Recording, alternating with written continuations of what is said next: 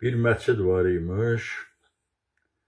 Birisi də gəlir bu məscidin qarşısında özü üçün pivəxana tikdirir.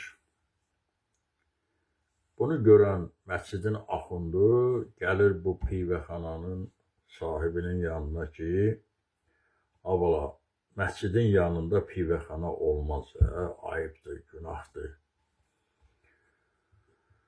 Bu pivəxananın yiyəsi bu axunla razılaşmır. Axun görür başqa əlac yoxdur. Deyir, onda mən namazdan sonra dua edəcəm ki, Allah Teala bu pivəxananızı uçurdub başınıza töksün.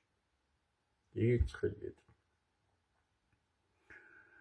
Sabahı günü axun namazdan sonra dua edir ki, ey Allah, sən özün bunların pivəxanasını uçur tör təpələrinə. Belə olur ki, bir neçə gündən sonra bu pivəxana qaz partlayışından uçub tökülüb dağılır. Pivəxananın sahibi gəlir axunun yanına ki, bəs sən dua elədin, mənim pivəxanam uçdu, dağıldı, töküldü. İndi zəhmət çək, mənə dəyən zərəri ödəyinə. Axun deyir, yox, mənim duamdan sənin pivəxanan uçub dağılmayıb. Çox da deyiləndən sonra görür mümkündür, pivəxananın müdürü axundu verir məhkəməyə. Məhkəmədə pivəxananın müdürü durur axundun üzünə ki, bəs bu axund Allaha dua elədi, mənim pivəxanam uçdu, dağıldı, indi mənə dəyən zərəri ödəmir.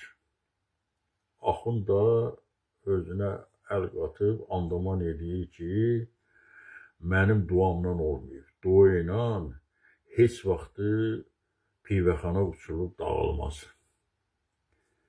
Məhkəmə hər iki tərəfi dinlədikdən sonra deyir ki, mən bu qədər işlərə baxmışam, ilk dəfədir ki, belə bir işə rast gəlirəm.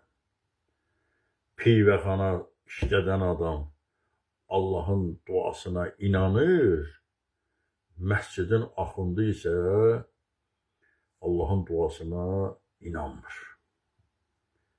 İndi, qardaşlar, siz özünüz ayırd edin.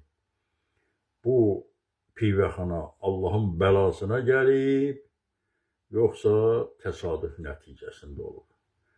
Diqqətinizə görə sağ olun.